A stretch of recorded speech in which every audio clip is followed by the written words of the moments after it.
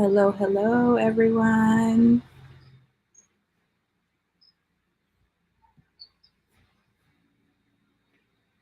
How's it going? Welcome to Revolutionary Mujeres night. Tonight, we will be our event tonight is honoring Women's Herstory Month, and we are so excited to have everyone here tonight. We have some very, very special guests coming through. My name is Jasmine. I am here representing the formerly incarcerated Radical Scholars team, and I'll go ahead and open the mic to Cecilia.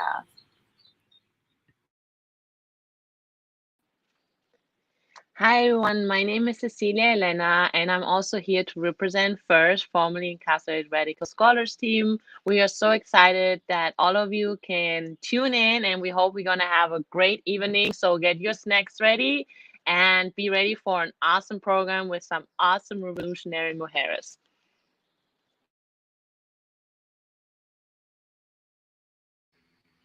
All right, and first and foremost, we do want to start with a quick land, or not so quick, but a land acknowledgement. And so I will begin with that. One moment, please. I would like to begin with a land, labor, and life acknowledgement. And as I begin, I want to give credit to the labor of Melina Abdullah from the Los Angeles Black Lives Matter chapter that inspired this entry as an important decolonial tool when beginning programs such as this one. And so we humbly acknowledge the land we are on, which is stolen land, and want to recognize and acknowledge the indigenous people of this land, the Hahamunga tribe of the Tongva Nation. We acknowledge the settler colonial triad that undergirds this country, the theft of ancestral indigenous homelands, forced removal of indigenous people, as well as the enslavement and forced labor of the African descent. We pay homage to the original caretakers of the land, our elders, past and present, and recognize the humanity in Black folks today and always. And I will go ahead and pass the mic to my comrade, Cecilia. Thank you, Jasmine. Now we would like to take a moment of silence for all the lives lost in the past weeks due to hate crimes and just a wave of hate and anger sweeping over the US. So we're going to take a moment, everyone just collect themselves together and yeah.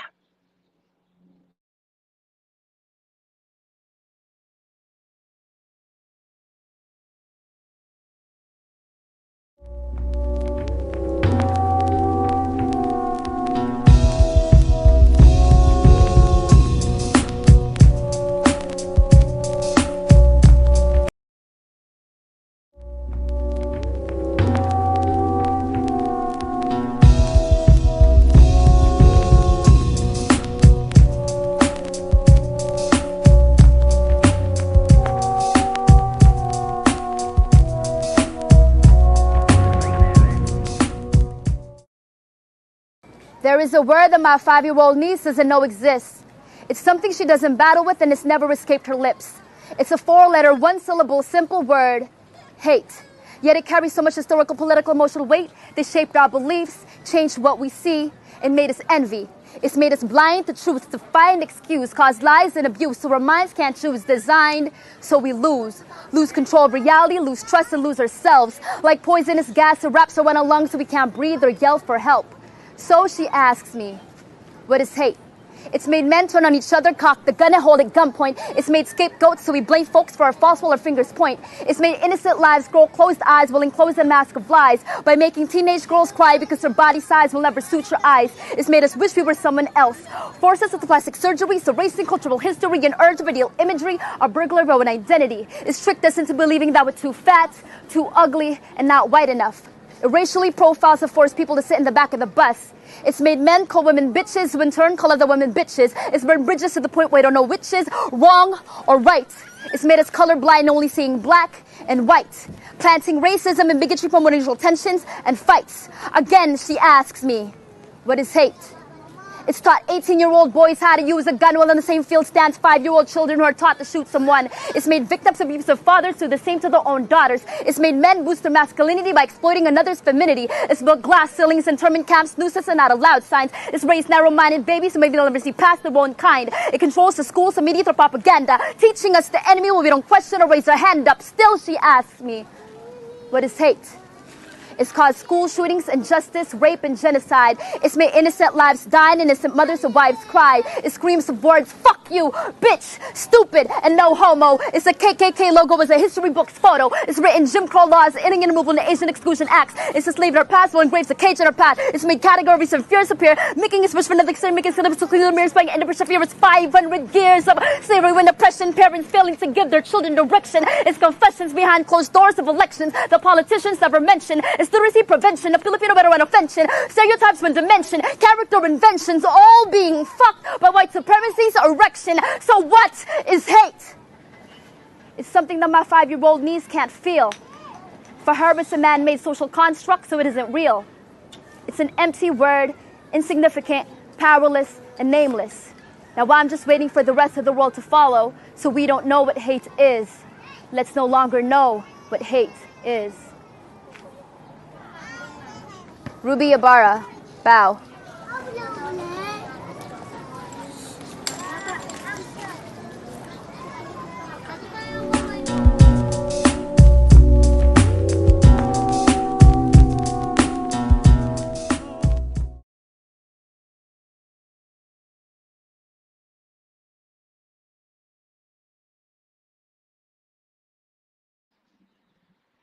Thank you, everyone, for taking this moment.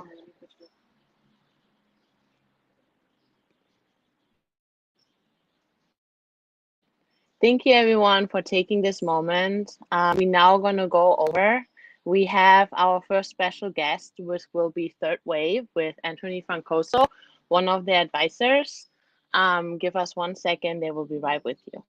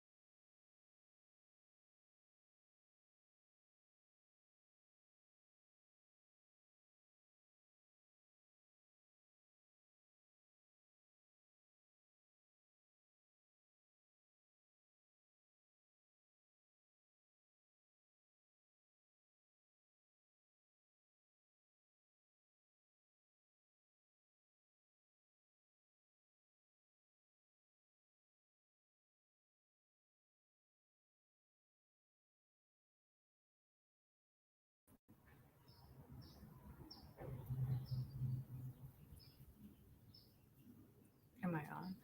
Hi, everyone. I'm so sorry. We had some technical difficulties, but thank you all for sticking through. Welcome, everyone, whoever's just tuning in right now. We appreciate all the love in the comment section. Shout out to our communities and the scholars that are pulling up tonight, and our special guests that will be coming through right now.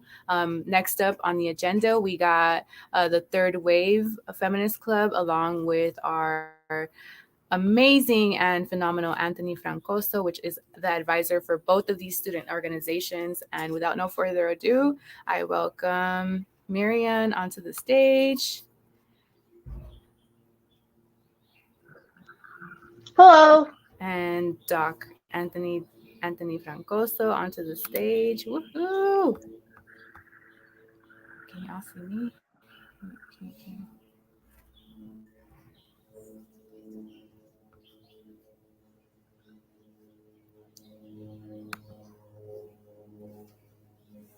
Yo, technology is not working with us tonight, but you know what? We resilient folks right here, and we gonna keep insisting and trying. And I'm gonna bring the Third Wave onto the stage in no time. Everyone, put your collective positivity for us and this platform we call internet.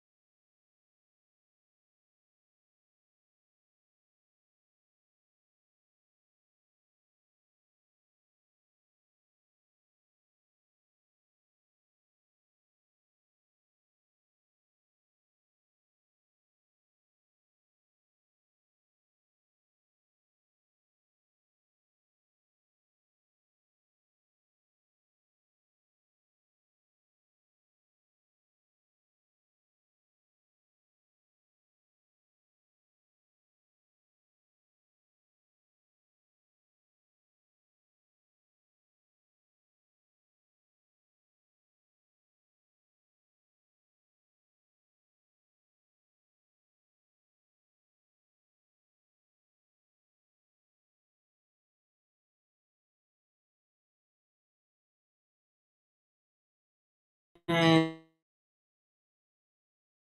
definitely felt. So let me give to the PCC.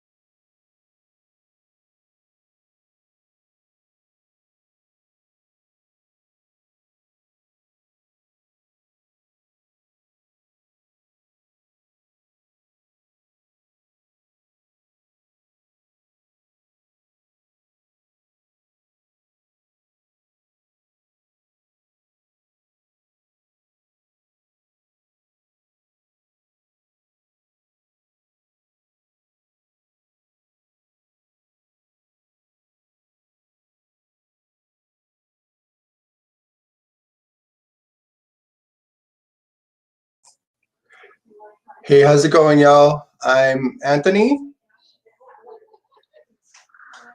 My name is Marian. My name is Celeste. And we represent the third wave. So I'm going to pass the mic to Midian and Celeste. And then, yeah, do you all want to start us off?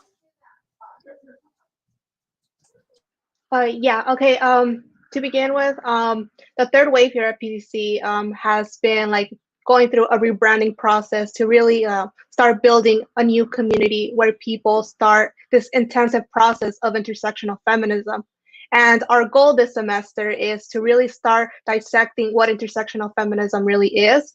And we started to see this idea as a process that begins with ourselves, and by what we mean by that is that we begin by building vulnerability with each other, and that vulnerability grows in order for us to be more gentle with each other. And as we endure in this process, we start fixing the main issue, which is our lack of our disconnection with each other, which mainly like leads the way to other complex issues that are currently affecting us, because intersectional feminism represents restorative justice. It represents our ability to acknowledge those who have been silenced, because in reality, we're all the champions of the oppressed. So that's what the third wave has been attempting to do, which is beginning with ourselves while acknowledging other contemporary social problems that are affecting us individually as well.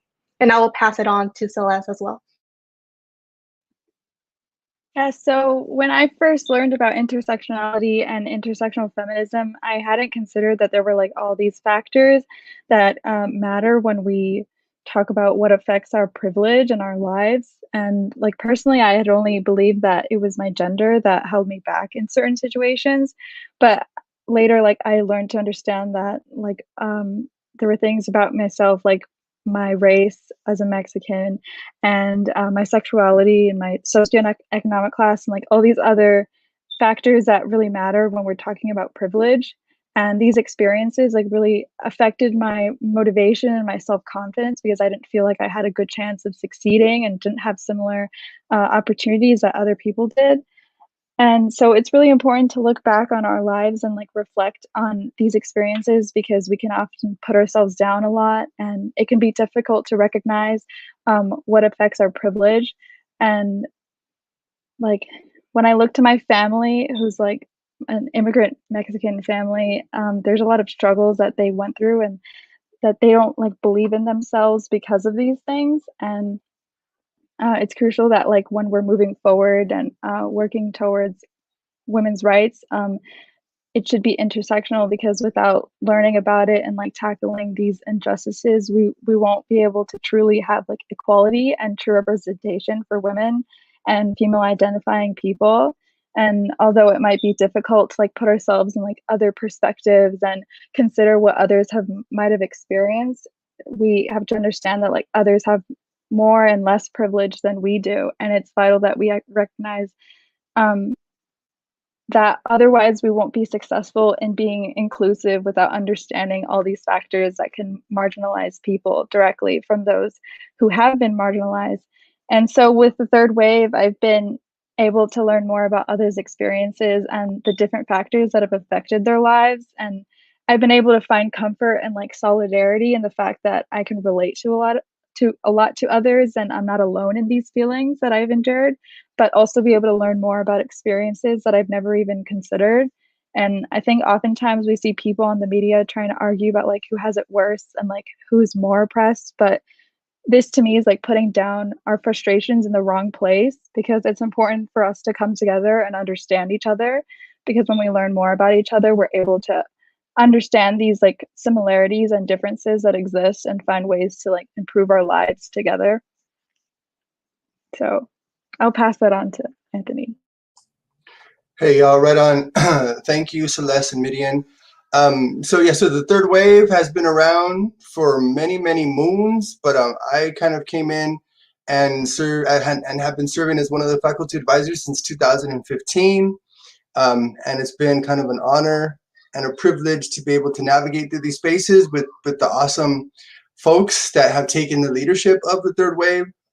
So I'm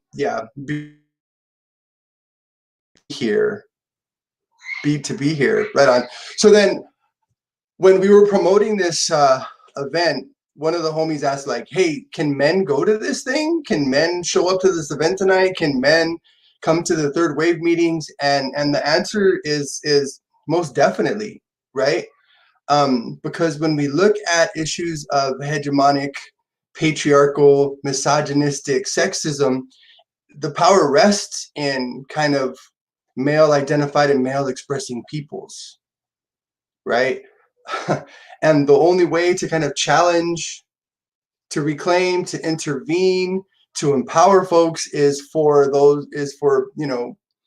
male identifying, male expressing folks to realize the power and privilege that they have and kind of figure out ways to squash it, to challenge it, to eradicate it, so that we can liberate all folks based upon these ideas of what liberation means. And that can mean multiple things, right? But we want to look at kind of also the micro and the macro when we're talking about kind of challenging the patriarchy. And I know when like reflecting upon my own practices and how I kind of maneuver through space is we want to look at the micro level first, right? And at the micro level, it's really important for us to check for men to check kind of the language that we're using, to make sure we're using gender inclusive language. It's really important for men to check our actions, and are we speaking too much? Are we interrupting? Are we taking women's ideas in meetings and restating them and then claiming them as our own? Right? It's these little things that kind of lead to genderized and misogynistic oppression. We want to kind of be rethinking how we raise children, how we treat one another, right? When we raise children, when we think about the toys that we give folks, what kind of toys do we give young girls in comparison to young boys, right? The toys that we give young girls are primarily easy bake ovens, dolls that poop and pee on them, tea sets, cooking sets, and vacuums, washing machines. And the toys that we give young boys are Lego sets and model sets and kind of elements that allow for young men to utilize critical thinking skills, problem solving skills, that we don't give access to for young women, right? If all we're teaching young women is like, hey, your power, your strength, your reasons for existence is to be in the home as child rearing, then this is kind of what the expectations of that process are going to be, right? So we want to be thinking about how we can critically intervene, critically challenge at these moments. It's also, you know, important for men to check other men. Like if your homies are saying some sexist, homophobic stuff, like check them. Like, why are you talking like that? Or what do you mean by that? Or, you know, don't refer to women in these ways. And when men challenge masculinity, and it's really important for that process to happen, because not only are men challenging the masculinist roles, but then, you know, when a man is doing it, it takes people aback. Like, wait a minute, well, that fool was like challenging me about what I'm supposed to be doing. Like, whoa, that's not how shit works. That's not how stuff works, right? So men need to constantly think about what intervention means for them. Also, it's sorry I'm talking so much, y'all, but also it's really important for, you know, men to follow women leadership.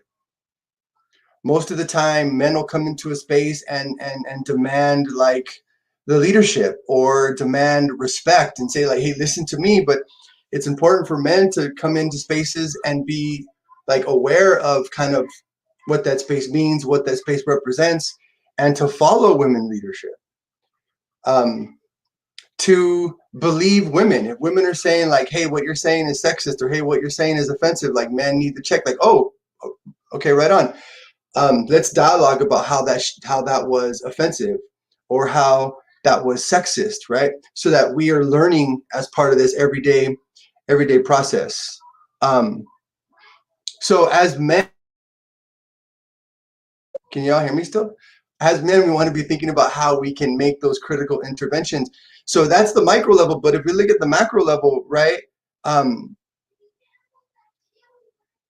Patriarchal, misogynistic sexism exists all around us, and we internalize that. So we want to be checking sexism in politics. We want to be checking sexism in the economic sphere, right? We want to be trying to figure out, well, how do we eradicate the gender pay gap? How do we eradicate the fact that there are jobs specifically that we give specifically to, you know, identifying folks who identify as women? Like, we want to be checking all of that.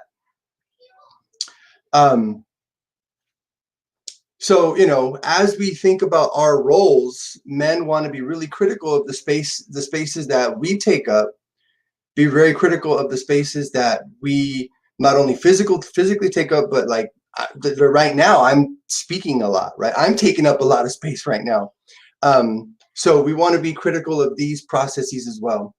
So yeah, so that's kind of like a small little piece of what my interventionist strategies have been, and how I try to kind of maneuver through things.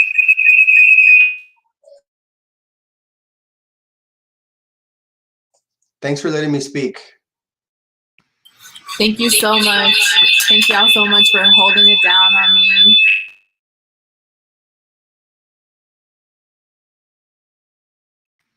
Can y'all hear me?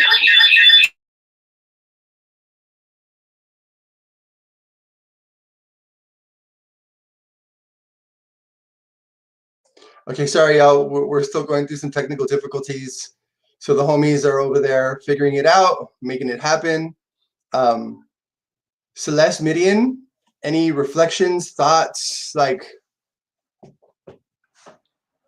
Yeah, most definitely. I think the being intersectional feminist allows us to see that each of us is multidimensional, and it really helps us, like, you know, hold ourselves accountable for like past, like, you know, language that we may have used, and that accountability helps us grow as a person, and not just as a person, because like we all have our individual lives. You know, we have friendships with individuals of the opposite gender, and now like we all learn, you know, how to better take care of them, how to also take care of ourselves, so we could be that better person who's there but also, you know, we're also part of this larger change, as it was mentioned earlier. You know, there's all these patriarchal society that was created for the intention of creating a division, of creating profit, and this profit has been dividing us, but it's up to us to claim the resistance, you know, and end that, because that's what has been dividing us, to be cold against one another, to have this connection, to not say, oh, I love you, because, oh my God, we can't say that to each other, you know?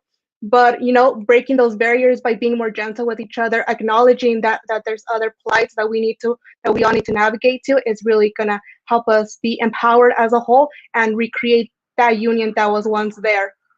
And that's what I feel like intersectional feminist has allowed me to do personally, allowed me to take accountability for my past mistakes and move forward as a better person for my own sake, and and become a better ally that my friends could also rely on, as well as my family, and be a mirror where people could actually, you know, reflect upon and maybe take inspiration, but most importantly, you know, find that it's okay to be to not be okay sometimes, and you know that our past mistakes don't define us, they only make us stronger, and that we're all warriors of the oppressed. So I'll just thank you for providing us with the space to speak today, and I'll just pass it on to Celeste for any last remarks you might have. I think you said it perfectly. Yeah, taking accountability is really important, because we can't just ignore all of the mistakes we might have made in the past. I think it's really easy to pretend that like we never make mistakes and that like we're always right. But learning more about intersectional feminism and intersectionality in general, like we realize that we may have thought something we did was right, but we look back on it and we realize how bad it might have been. So I think that's really important to recognize in yourself and like in others, even if you care about them, that you should point out those things that they've done that were wrong or they could do better. So I think I can pass it back to Jazz. Or never mind.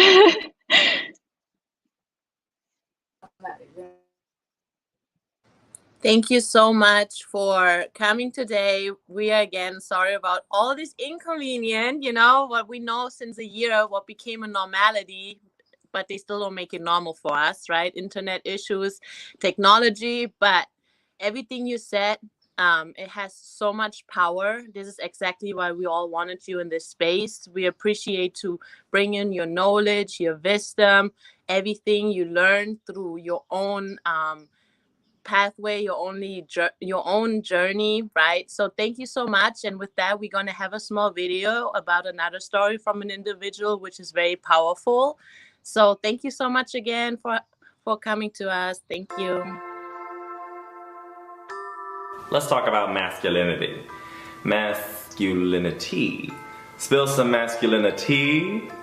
I've always had a weird relationship with masculinity and presentation in general. You see, as a kid, I had an affinity towards bright colors and sparkles. I played with My Little Ponies in the bathtub and asked for a Barbie's dream house for his birthday gift, which my parents got me.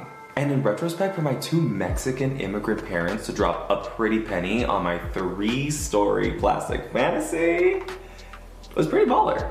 I was pretty confident in who I was, until I went to school. That was a culture shift. I'd come home from school hyperventilating and begging my mom to answer why people hated me. I just didn't get it. It seemed as though the things that felt natural to me were wrong. I was wrong.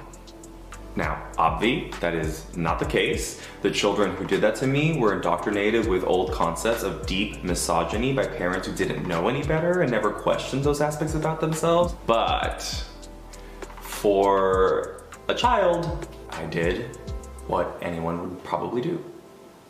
I changed. I changed everything about me. I started observing and watching people, asking questions and learning about the things that interested them. I did everything. I went from punk emo kid, to drama kid, to frat bro, and I even stretched myself as far as lesbian praying mantis. Oh yeah, that was me. Now my healing process didn't really begin.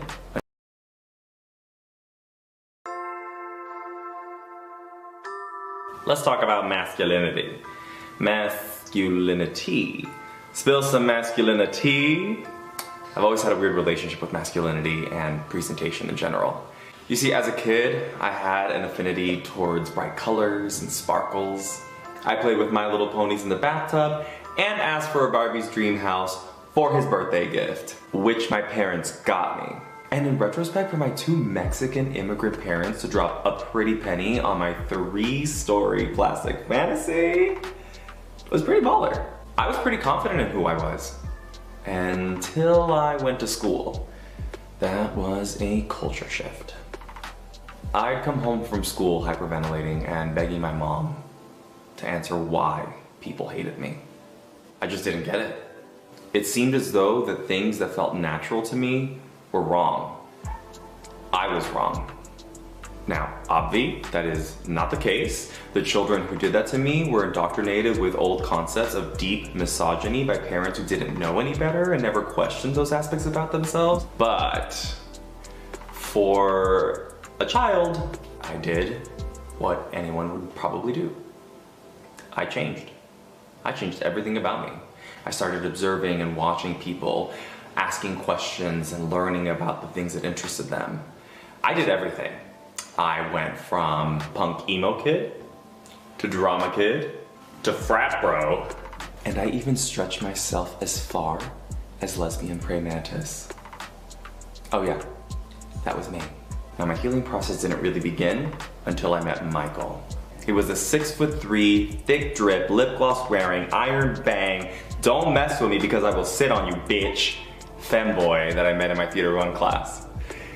He was so unapologetically himself. He held all the femininity and could care less about what other people thought. Also, he was 6'3" and really strong, and if anyone dared to say anything, his mother had installed him with these hands to throw to slap a hoe. That's H-E-A-U-X. Sex work is cool. He nurtured and loved and portrayed the aspects of myself that I had tucked away and hid from the world because I was ashamed. Because I thought they were worth ridicule.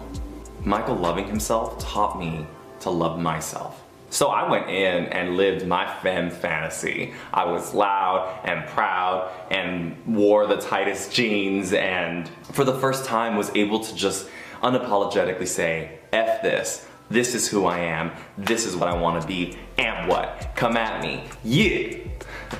That freedom of self-expression, that radical femininity, allowed me to just shed years and years of crap and self-loathing and hatred and shame that I was amassing. Have you ever seen Spirited Away? You know when the river monster goes and has to take a bath and Chihiro uses like every token in the spa? Yeah, that was me, and just had to like let it go in order to let my free spirit out. And as time went by, I realized I naturally didn't fit in that hyper-feminine world or in the hyper-masculine world. I fit in all of it, you know? I fit in between. I loved being able to go to one end and go to the other. I loved being able to talk about just about everything with everyone, except for sports. I never really liked sports. I mean, I could talk about it, but honestly, it just doesn't interest me. I think it's awesome though. I feel like we all have to go to a gender anonymous meeting, you know, where we deconstruct the concepts of what we deem to be right or wrong for ourselves. And really just allow to let people live their lives. Over the years, I've discovered that it doesn't matter whether you're masc or femme or them. Be like a koi fish and just shine your colors bright. Besos.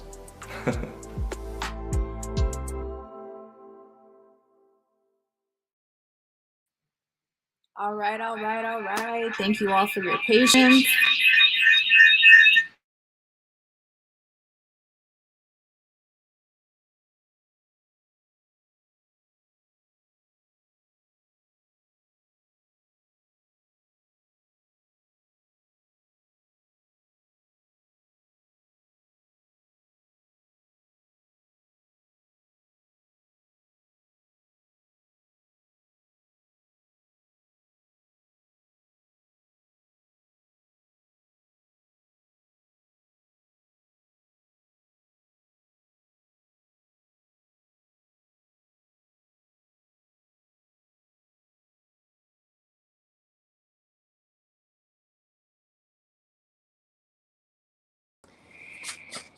So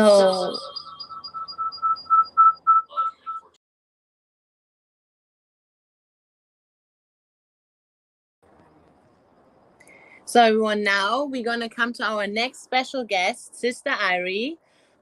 She gonna have a little performance for all of you. We first will start with a song of hers, and then she's gonna come on here and gonna work her magic for all of you.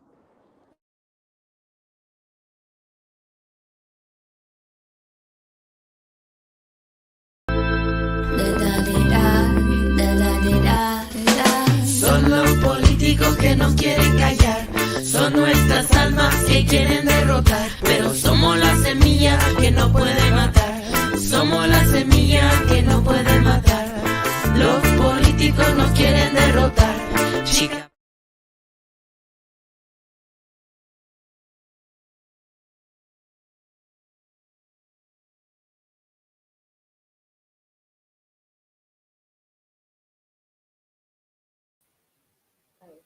Hello? I'm live. Hello. Hi everyone, my name is Sister Irie. Not sure what happened. We were playing the video, but now I'm here, so here I am. I'm on the show. Awesome. So I wanted to just start off with something that I always do for the warriors. I have been a part of the community, the activism community, for about 20 years now. And I feel just blessed to have been able to see so many different faces and generations work their magic on the community. So I dedicate this one to the Zapatista movement. Here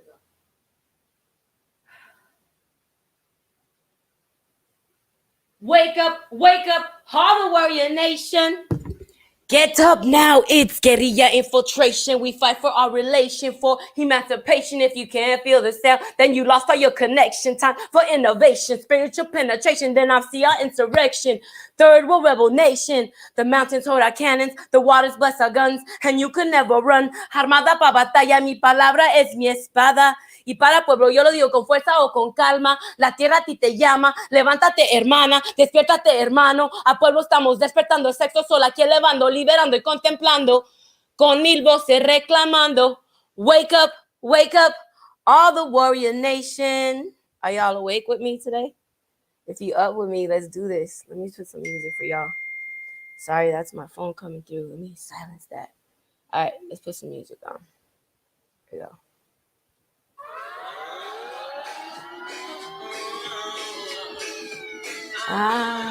Yeah, here we go. Escaping from the judgment has never been a choice. A true gorilla queen remains commonplace, sparing lyrical noise over XC beats like a flat black burner on these LA streets. I'll never compete, cause there is no competition, cause we are the best. We laying suckers to rest. Mic checking while I'm wrecking. Never disrespected, cause they're you, them a checking. Evolution's in affecting. System is a mess. Governments play chess. Who's ready for the test? Holding steady. Ready for a war. Bring, take them all. Never fight a battle if you're planning on a draw. What's a guerrillera without a clearing call? Who's fighting whom when we all gonna fall? Rhyming in a battle, it's a weapon of war. Gangsta guerrilla queens, bringing it tight and lean. Get your Uzi 22s, M16s, taking revolution to every ghetto, urban town. Making it safe for the red, black, and brown. Gangsta guerrilla queens, bringing it tight and lean. Get your Uzi 22s, M16, taking revolution with the mind. That's the only weapon you need. Yeah. So many are the days they've come to an end. When I hit to pretend, let's see what's here to win. Bringing a solution, we're taking revolution. Take back what is ours, too short is the hour to reclaim our power. Reclaim your tierra, guerrillera, pistolera. Take back como sea with my mind as my gap. My mind is set in strap. Mi palabra is the bullet. I'ma go ahead and pull it. Yeah. Gangsta guerrilla queens, bringing it tight and lean. Get your Uzi 22s, M16s, taking revolution to every ghetto in Aslan. Yeah, and I want to talk about that a little bit because a lot of people, are confused about the weapon that's the most powerful weapon they can put in their hands.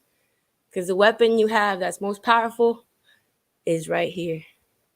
It's your mind. No weapon formed against you shall prosper when you got full control of this. This is where it all starts. This is where it all begins. This is where the Most High created all of us. So nothing exists outside of the all. That is your mind. So let's keep it going. Y'all feeling that? My chat, I can barely see people over there in the chat, but I got you. One song for y'all. Let me see. This one's good. This is for the reggae hip-hop lovers in the house. Anybody out there vibing to this, send me a shout on IG because I couldn't get on live. Yeah, here we go. Woo. It's called Boom Bye. Yeah. Boom Bye. Boom bye bye with a rude gal lame. Sister Irie, so you can't forget the name. But your mama queens on the mic, we shall reign. Flying so high, you can call me a plane. Get you so lost, it's blowing up your brain. Daigo medicine, I'll get you hooked like the cane. Pero te refresca, feeling fresh like the rain. We don't bring no props, we don't bring no gimmicks. All I got the mic and the lyrics that I feed it. All I bring is love, let me hear it if you feel it. Boom bye bye with a rude gal lame. Sister Irie, so you can't forget the name. Pachamama queens on the mic, we shall reign. Yeah. Pachamama queens en el micro rifamos. Ritmo controlamos la tarima, quemamos. Boom, bye, bye, with a rude gal lame. Sister Irie, so you can't forget the name. Pachamama queens. Yeah. Here it goes. Bulletproof spirit con palabras para sanar. Somos guerrilleros del ejército de ya. Word warriors no nos van a parar, porque ya no pueden con la fuerza universal. So this is for my warriors that stand up and fight. This is for the pueblos that fight for their rights. Espíritu rebelde vamos a liberar. Peleando por justicia, libertad y dignidad. Peleando por justicia, libertad y dignidad. Peleamos por justicia, libertad y dignidad. With my boom, bye, bye. Boom, bye, bye, with a rude gal lame. Sister Irie, so you can't forget the name. Pachamama queens on the mic, we shall reign. Yeah. I didn't have a DJ today, so this is all me right here. Boom, bye, bye. How y'all feeling the music in the chat? Let me know how y'all feeling the music in my chat. Perfect. There we go. So I also had a little bit of a story to tell, because a lot of times, you know, as a performer, you don't get a chance to really tell a lot of yourself until you get a chance to speak on a panel, which we get that opportunity today. But prior to that, I wanted y'all to know, like, that I've been doing music long enough to see the changes take place in front of me. And I know that we're in a very good place right now. And it might not seem like it, it might not feel like it, but we are stepping into a new generation, a new transformation, a new paradigm, a shift, so to speak. So I wanted to just share another piece, if that's cool with y'all.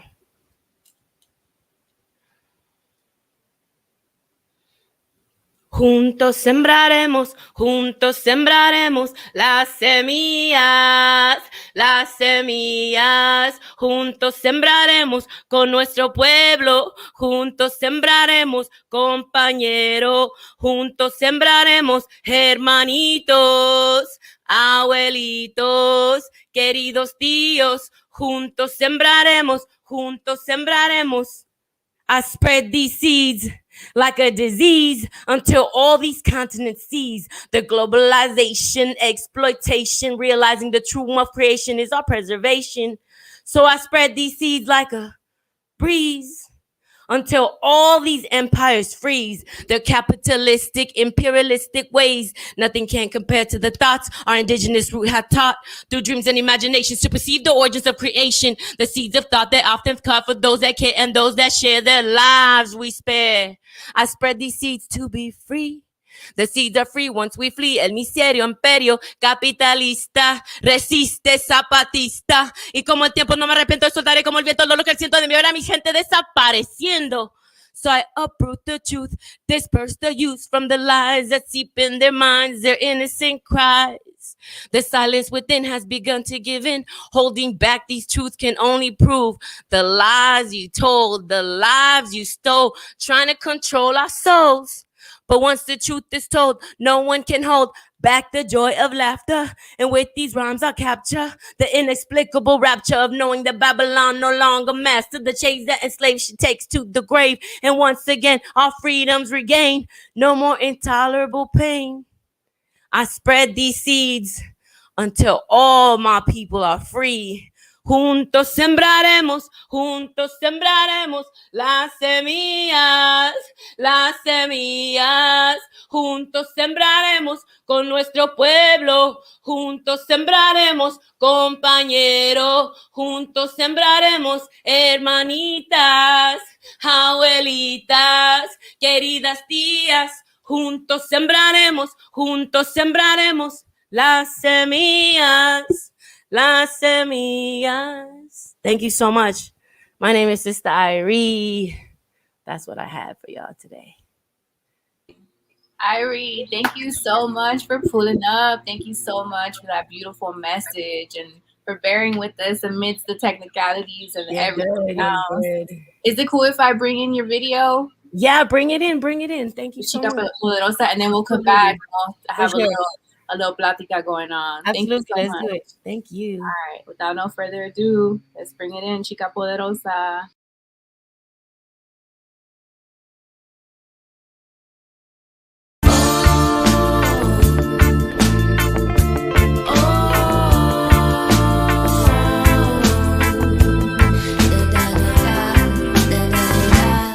They have us burying the seed while they're fighting for some peace. Let us grow. Don't you know? Yeah. Education ain't for free. With your life you pay the fee. Got the players on their knees seeking justice for their teens. Say no protest, it's a scream. It's everything in between. America, you're a fiend. Hella darkness for the green. Catch your body, flee the scene. Caught on camera, it ain't me. Witness the protecting of all right to lead. Tell a lie to the visionaries who's really in control. The guns, the laws, or is it the people? The guns, the laws, or is it the people? The guns, the laws, or is it the people? The guns, the laws, or is it the people?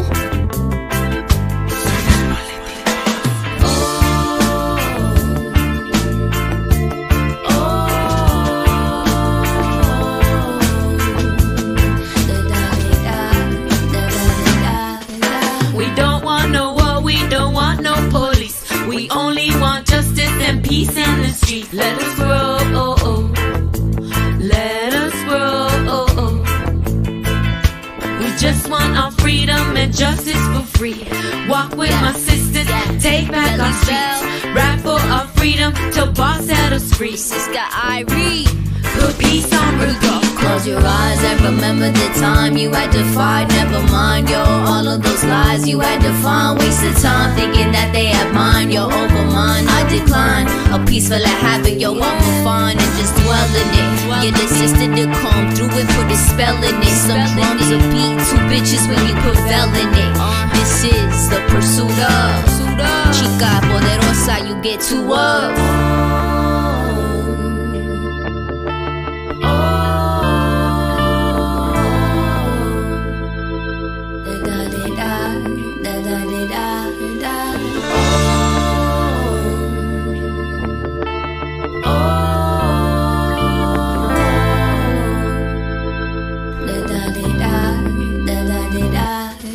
Son los políticos que nos quieren callar.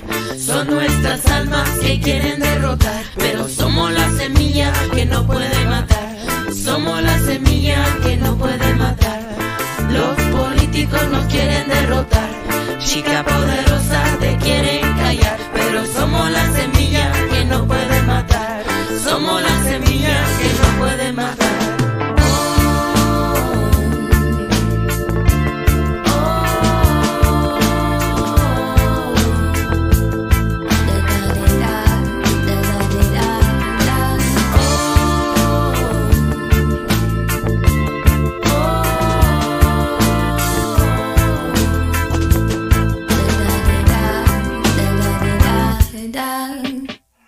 I'm going to say one thing. Fuck Trump.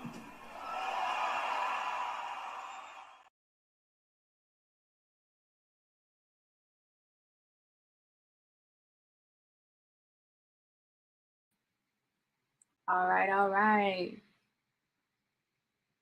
Thank you, sister, for your patience and for your message again. I I let me just say that I had to bring you back from the previous event that we had for PCC, and I am just so honored to have you back on with us. And I could just feel like the positive energy that you bring to your platform, and how like that meaningful message that intersects with so many different areas, including our femininity, including our feminine and our guerrilla, energy. And I think that that really speaks volumes, and in your message. Yeah, I appreciate you for that. I did want to come back because, it's hard to now be an independent artist and have the same platform and have the same reach, so to speak, Like I'm not really good on social media to like be always on it, but I'm doing my best to transform, to just go with what's happening around me because at the end of the day I am a prophet of the times, and so being an artist I just got to stay connected to y'all. So every time someone from schools hit me up, I'm like, yeah, I'll do it every time. No lie, I like never say no to schools because I feel like you have the power to change time right now. So here I am using that platform to Oh, help yeah. with that. Yeah, and you're using your voice for many many things. And can you just like speak on how how that came to be, and how what that looks like for you every day, and within your Right. community? 'Cause I also know you're part of an awesome community. Yeah, I've been blessed to have been around since I want to say the days of the South Central Farm, which kind of dates me a little bit, but I don't care because that's really where it all started for me, was taking that initiative with my child in hand and going back to taking back the land. Really, it was really important for me to make a stand where I was at because I represent the people that come from this community, So shout out to the Tongva and to all the tribes that have passed through these lands to find other places and other homes. So my first activism was like, where are we going to take back the land, And South Central was like a very unique place. The farm itself was in between like a bunch of industrial places. Sorry, moving the camera around. But it was really like a bunch of industrial places, and it was really different to see a lush, literally like lush forest, small forest in the middle of this like like literally like a concrete jungle. So I took that place and I just from that point on I got involved in everything that I could, from like the Farce of July to resistance movements to the self-help. We started with trying to save the self-help building that was in City Terrace at that time. We've done a lot of things in the community where we can just say, look back and just say, hey, look, we've been doing this. We've been trying. We've never stopped. So that's how it's been. I'm still here. Oh yeah, and like the Chicas Poderosas song goes, right? Like somos las semillas que no pueden matar. I think that really speaks to our resilience as women of color, as people that have been oppressed, right? And so I love Absolutely. that you embrace a lot of that fem power, right? Right. And just taking it in, like as a superpower, and having um, spreading that message amongst other young femmes so they can empower themselves. And can you speak to that woman empowerment a little bit more? Yeah, I think it's super important for young women of color to see themselves in the movements. I, for one, loved Celia Cruz when I was little. I was like, oh my God, I want to be her. And I didn't know the difference. Like, I wasn't like, she's dark skinned, I want to be dark skinned. I was just like, that's a badass mujer. I want to rock the crowd like that. I want to embody humbleness like that, and beauty and elegance and intelligence. Because at the same time, she had to be educated about her community. She comes from Cuba. There's all kinds of revolutionary stuff happening around her, and to trace that back to like someone like Jenny Rivera, who comes from Long Beach, like all these mujeres that were around me, and I've reached all the way back to Toy Purina, and I wanted to see myself, and I wanted other women, other young ladies that look like me to see themselves in that representation is so important, because where are we going to go to look for not necessarily examples, but really need guidance and parameters and leadership that represents us. Going to the academia field was hard because I literally would cling to all the POC teachers like glue. When you go into the systems, the UC systems and the Cal State systems, you gotta really seek out the educators that are speaking your language. And so as a young woman of color, I was like, let me look for places where I can fit in, and if no one was there, let me be the one to represent for us. And that's how it all started. I used to go to this place called Luna Soul Cafe. Some people might recognize it. Some people would know, like it was an open mic night. And literally the first time I touched the mic, I was about 20 years old. And it was Jerry Quickly doing 33 and a third. It was a poetry night. And he like said it on the mic. He was like, oh, there's so many men signed up. Where are the ladies at? And it was like a light bulb in my head. It was like, bing. I was like, oh, dang, that's me. Let me do that. I don't even know why. I never even freestyled like that before that. I freestyled my butt off that day. And I remember seeing the young girls in the crowd and like, seeing the little daughters that my friends brought. And I'm like, dang, it feels great. This is what I felt when I saw Celia Cruz on the TV. Damn, that's special. That's so beautiful, to see yourself in other strong identified femmes, right? And this is what we're here to do. Like I saw you come and bless the stage earlier, and I was just like, yo, this person like comes with that power, and like I fed off of that power, and like here we are, right? Like just really passing on that energy to other folks, to spread our light and talk about how important it is to be, like our person, be that person for that other person, and just keep planting that seed. And so thank you so much again. Thank you. We also have some more femtors that I look up to very much, and so I'm so excited to bring them on stage. But again, thank you, Sister Irie, thank you, absolutely, for just blessing the stage with your magic. Keep doing it. Just keep doing it. Don't ever stop. Even when they put obstacles, go around them. We can do this. We got this far. We can keep going. That's right. That's right. Thank you so much.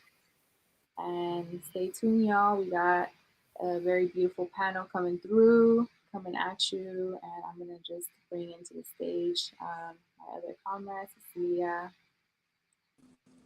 Hey, I hope you all are fired up as we are, because now we're gonna, as Jasmine said, introduce our next two guests to a special panel discussion and just see how they do their liberating work, how they live through society, how they are fighting for equality and social justice. So let us introduce Laura and Ari on the stage. Woo-hoo! Welcome to the stage, my beautiful sisters. Hey, y'all. Thank you for having us here. Yeah. Thank you for coming through. We have 3 questions for you today. Before we start with the questions, maybe all of you would like to introduce yourselves, who you are, what your work is, what you're standing for, and then from there on, we will go into the questions. So, Ari, if you would like to go first. What's good, everybody? What a blessing it's been to be among such strong chicas. And yeah, so my name is Ari, and I identify as a formerly incarcerated student. And I also identify as a warrior, as a survivor, as a Latinx woman. And I'm just so grateful to be here. I am currently in grad school, obtaining a degree in sociology, my master's degree, and I work towards abolishing all systems in place, dismantling all systems in place that are oppressive to all of our people of color and all of our strong women here. Thank you, Ari. And with that, also, we want to highlight all the work you do for us, and especially the formerly incarcerated and system impacted students at PCC. You are a big help. We all know that you are an address to go to, and we love you for that, to always be an open door and take the little time you have with all the big projects and your family still to, to make the time and be there whenever we need you. So we're going to start off with the first question. So we had 3 questions. And the first one is, what role have women had in revolutionizing social justice? Yeah, so I thought about this one long and hard, but particularly as a woman who's been affected by the system, I think about our men of color. They've been incarcerated since the foundation of the country, from slavery to vagrancy laws, from convict leasing to Jim Crow to the 13th Amendment to Mexican repatriation to mass incarceration, trying to break up our family units. And so women are and feminism is deeply involved in this. And it's left us with the brunt, but at the same time, an honor of the social justice movement to dismantle all systems of oppression, particularly the prison industrial complex. Yeah, thank you for these words. And I think, as you said, a big role, like we women are always, or female identifying people are always these who hold the families in the background together, right? And like through generations, we often just were in the background and didn't get the stage like today, right? And be upfront and can live the life we want. So I appreciate your input to that. The next question would be, what does intersectional feminism mean to you?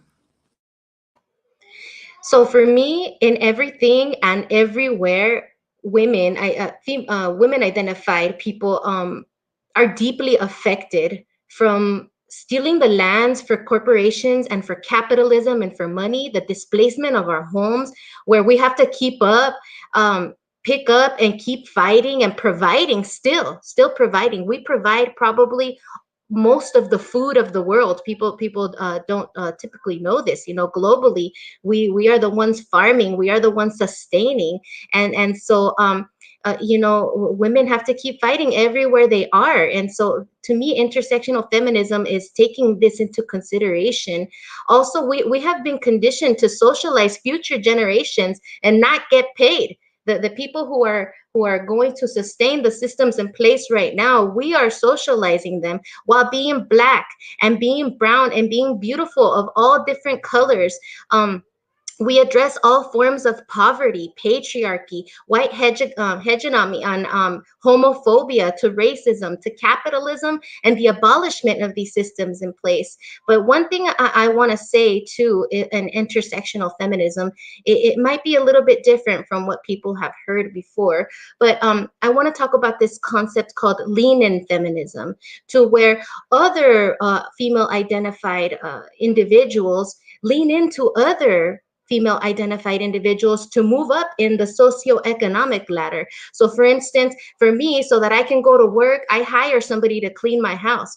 Well, in my case, I decide not to do that, because I'm not looking for the glass ceiling. I'm looking to shatter this idea. I'm looking for there not to be corporations and hierarchies, but for there to be equal resources to everybody. Yeah, I love that, right? Like we're still on the way to dismantle it. And sometimes we don't even see that we maybe feed into it as well. But just seeing it on an individual basis maybe helps to at least like by ourselves to start the dismantling. And then hopefully the next generation, like your daughters, cousins, whoever see this and take this on themselves, right? And with that, we come to our last question, which would be, what are the best practices of empowerment within our community? So I think about this system that moves away from the banking system, where we just put stuff in people's head, making them robots.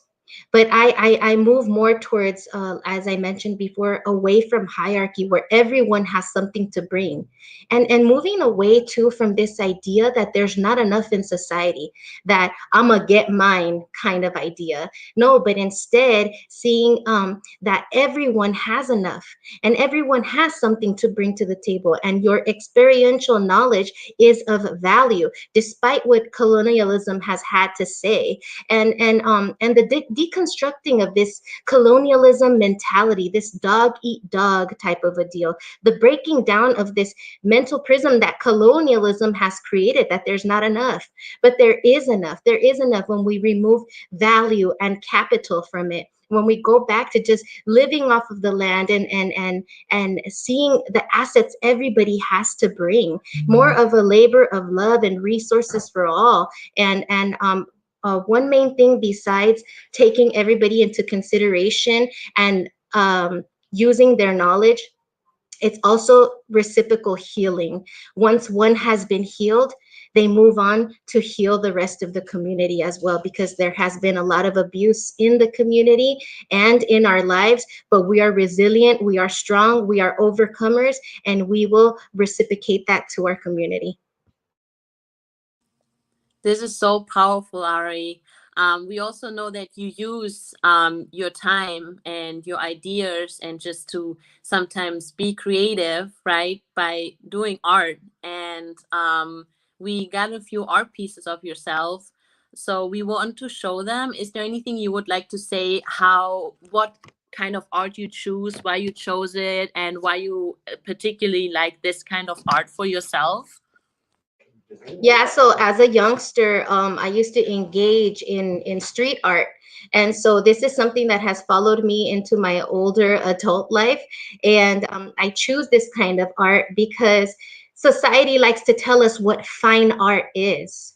But I like to redefine and re-envision what fine art is, and like to put myself in these spaces so that people could know that our community has value and is fine in its own way and its own essence, that it doesn't have to be European fine arts, it doesn't have to be ballet, it could be breakdancing, it could be street art, and it could be gardening, it could be many ways of expressing ourselves through art. And so this is one of the ways that I choose. Thank you so much. So we're gonna show you art pieces right now. For that, we won't see, like, no one gonna see us, only your beautiful art. I hope everyone can enjoy it. When I saw your art, I was fascinated.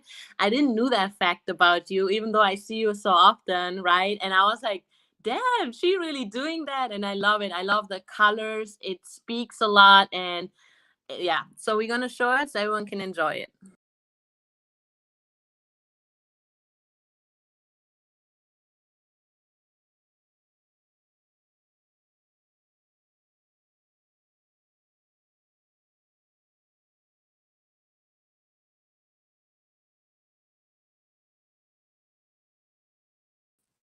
So this was Ari with her art.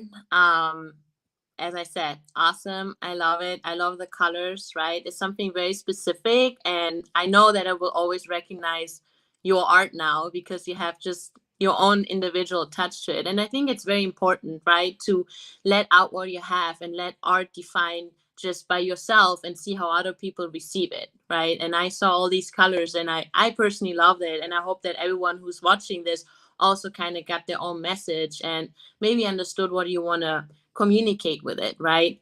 And thank you so much for joining us. With that, I will open up the floor to Laura and Jasmine, who are gonna go over Laura's part.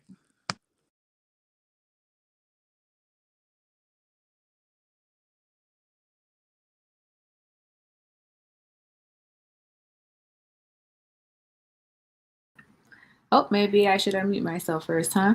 All right, that was amazing. Thank you, Ari. Thank you, Cecilia, for holding it down, for presenting your beautiful art.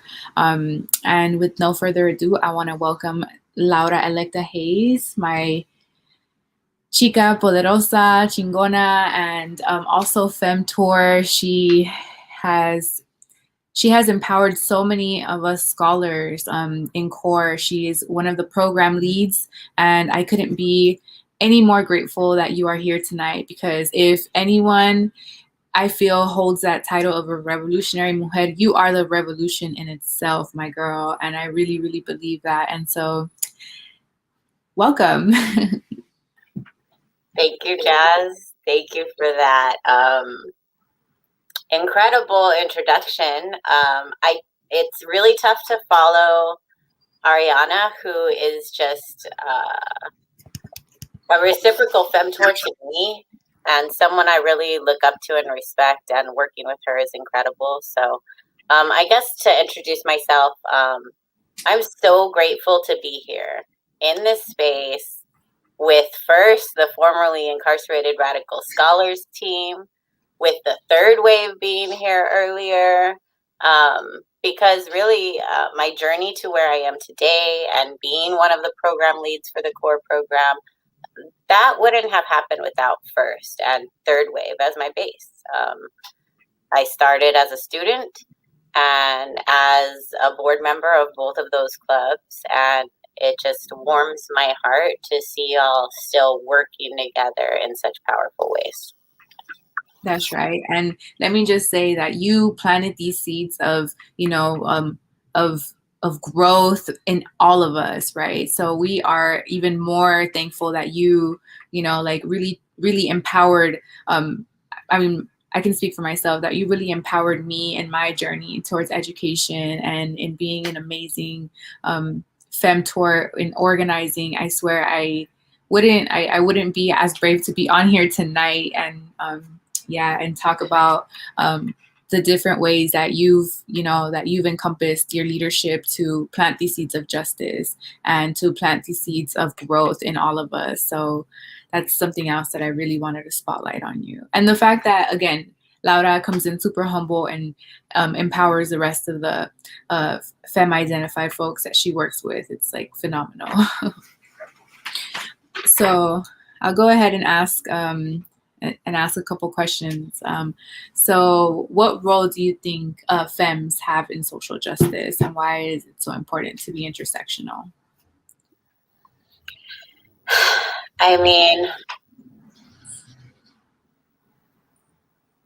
we're the backbone.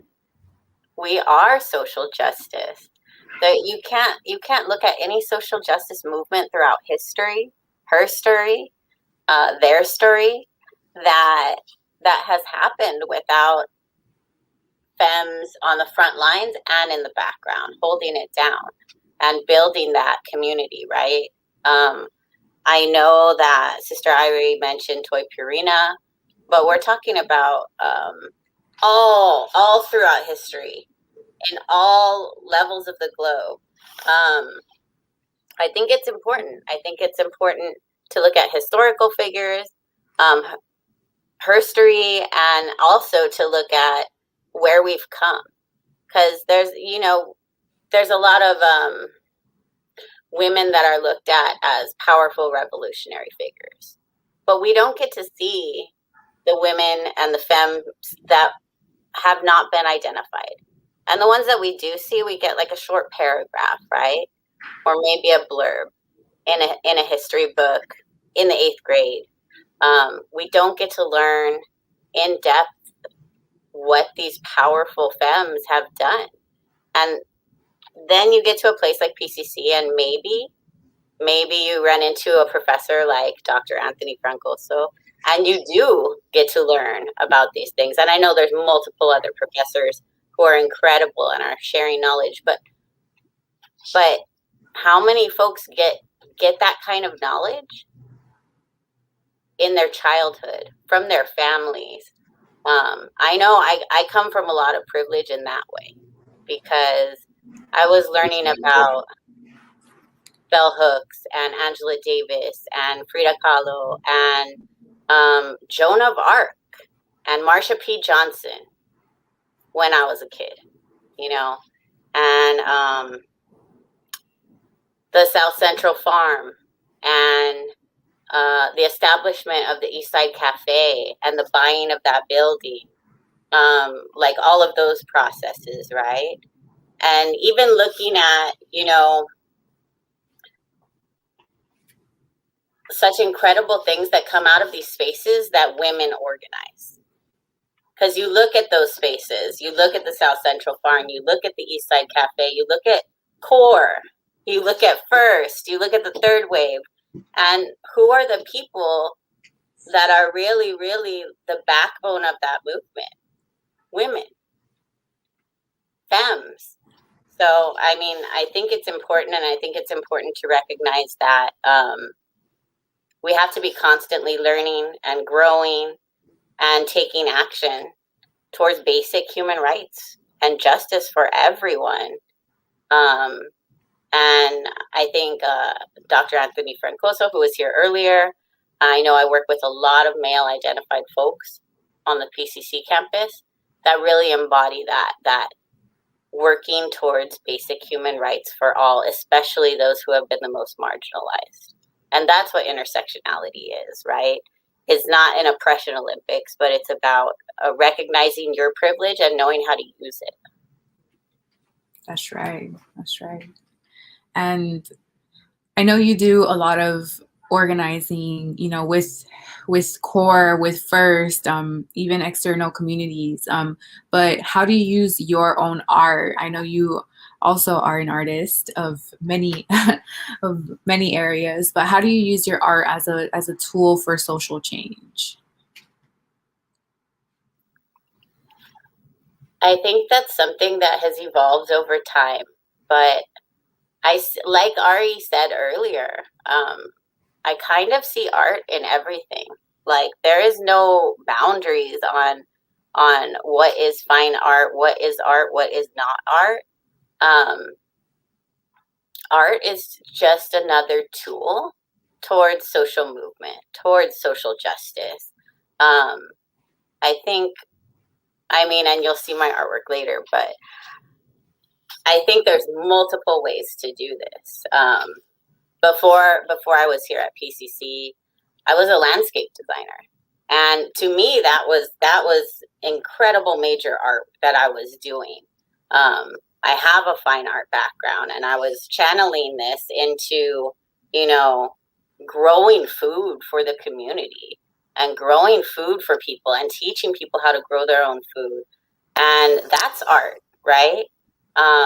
And then the artwork, some of the artwork that I do now is based on social justice, on the concept of slavery by another name, how that has changed over time, but we still have the same systems in place since 1492. Talking about the prison industrial complex and building up formerly incarcerated and system impacted folks in my artwork. And then also looking at the feminine, looking at the divine feminine, looking at myself as a woman of color, and how do I put myself in nature? Something that I didn't get, right? I have a piece that they're going to show later of the feminine form in Joshua Tree. And visiting national parks, going camping, that's not something that most Black, Indigenous people of color get to experience in this urban upbringing that we have. It's not something that I got to experience until I was an adult. So I think that's important. I think it's important to bring in everything that I do into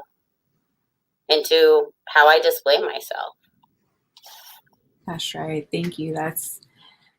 I mean, I will let the artwork speak for itself, right? I'm gonna go ahead and bring it in so folks can see the amazing and talented work that you've done. And so we'll start with the Joshua Tree picture, if you're okay with that. I'll go ahead and bring you back.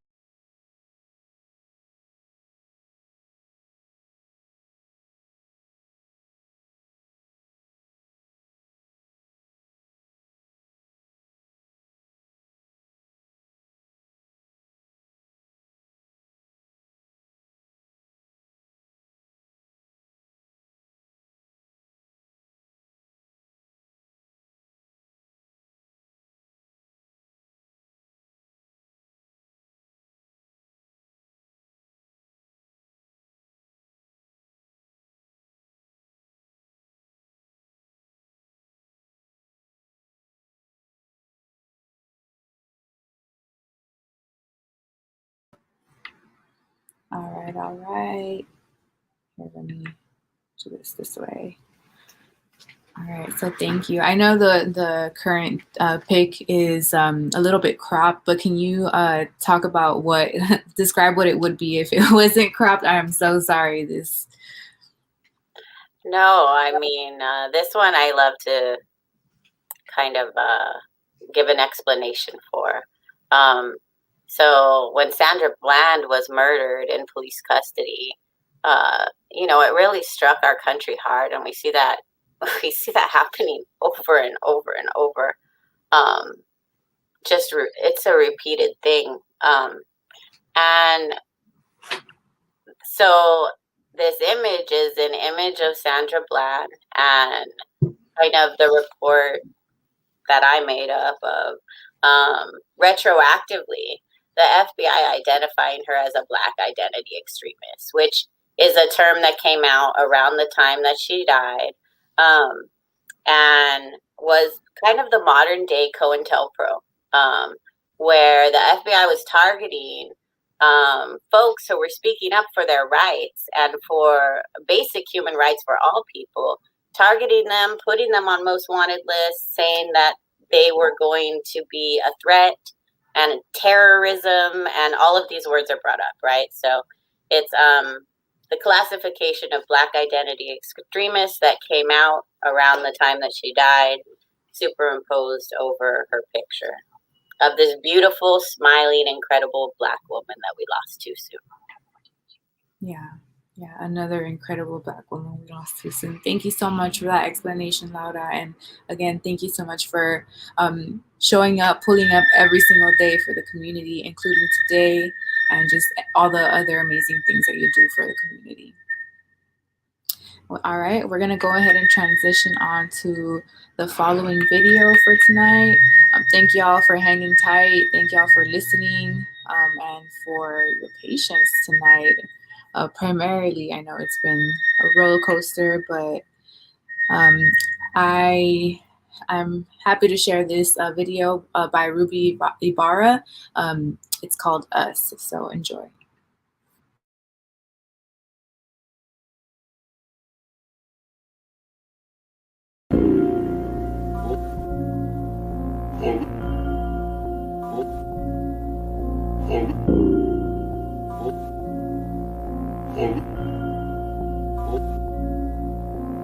Island woman rise, walang makakatigil. Brown woman rise, alamin ang iyong ugat. They got nothing on us, nothing on us, nothing on us, nothing on us. Island woman rise, walang makakatigil. Brown woman rise, alamin ang iyong ugat. They got nothing on us, nothing on us, nothing on us.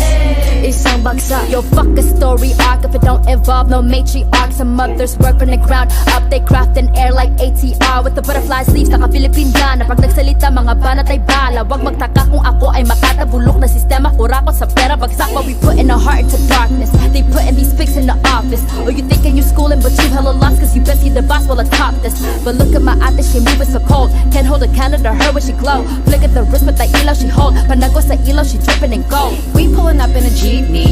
All of my soldiers greet me. Hand me bandanas and pull back my hammer. It's warfare when you see me. Skin you alive for my country. I live and die for my country. I kill a pig in a white hooded suit on the low for my country. They got evil plans in the devil's hands, but I don't pray cause I organize. They got new ways to impose strength, but I teach mine how to mobilize. We don't fight for the money, for the greedy, for the white man. All we want is our freedom and the right to live on our motherland. Island woman rise, walang makakatigil. Brown woman rise, alamin ang iyong ugat. They got nothing on us, nothing on us, nothing on us, nothing on us. Island woman rise, walang makakatigil. Brown woman rise, alamin ang iyong ugat. They got nothing on us, nothing on us, nothing on us. Isang bagsak. Goddess of guerrilla warfare in every lifetime. We don't take no shit except an oppressor's lifeline. If you step out of your line, I will protect what's mine. Kahit merong rosaryo, sino magliligtas sa'yo? Puro dugo, Put ulo mulat sa dagat hanggang mundo. Proclaim it was stars, the high and the low. These women are gods, you already know. Roots deeper than water that run in a village. The river runs red, you'll be dead in a minute. Like Nevis Fernandez, have you beheaded? Fuck with my tribe, quickly regret it. Abani ko sa kamay, at isang mikropono sabay. At ang tapang ko, gaya ng inay. At halimaw nang sumasabay. Mga bara nyo lahat sablay. Mga rappers na puro bangkay. Tinamaan ko lahat patay. Kaya walang mag-iingay. I got that Filipino phenotype. Kayo monkey mestizo white. But give me that moreno like that Rufio Aquino type. My lolas they be speaking like those Bali songs and bolo knife. I breathe the ether, need no hype. Two tongues are sharper with the mic. I need no in my history life. From a land where greed is weaving tight. They thieve until one piece of might. Just turn to see no light. Hacienda like Aquino right. Rodrigo vigilante type. They kill my titos left and right. When smoke and mirrors fill the night. So let it be known, if you don't already, Pinayas have always been part and parcel, if not imperative and critical to the struggle. Filipinas are no strangers to wielding our own power. Of all the privileges that exist in this world, none of which you may be a benefactor of, there is at least one you bear, and that is the privilege of having been born a Filipina. Your DNA contains building blocks made from the mud of over 500 years of resistance and survival, and when you are ready, sis, we'll be right here. Island woman rise, walang makakatigil. Brown woman rise, alamin ang iyong ugat. They got nothing on us, nothing on us, nothing on us, nothing on us. Island woman rise, walang makakatigil. Brown woman rise, alamin ang iyong ugat. They got nothing on us, nothing on us, nothing on us. Isang bagsak.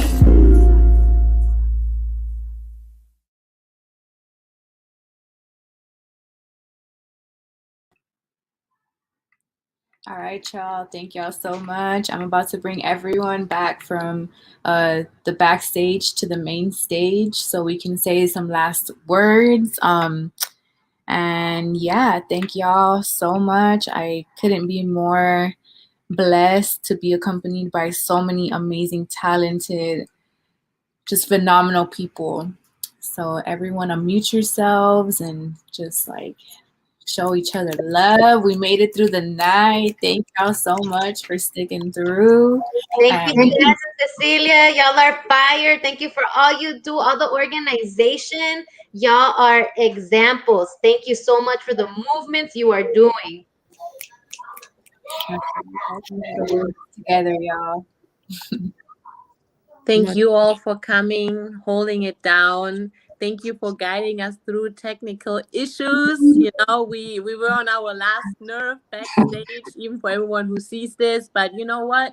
As every one of you said, community is the A&O. Like, this is what we need, and this is what brings us the most power, what reminds us like there's space for us and we can create space with the right people, right? Okay. So this is a powerful night, and we really hope that each and every one of you and all our viewers have a great night. Go with like a liberating and powerful feeling out of this night, and just, yeah, take it on them and hopefully learn something new. I appreciate y'all. I wanted to say thank you to Ariana and Laura as well.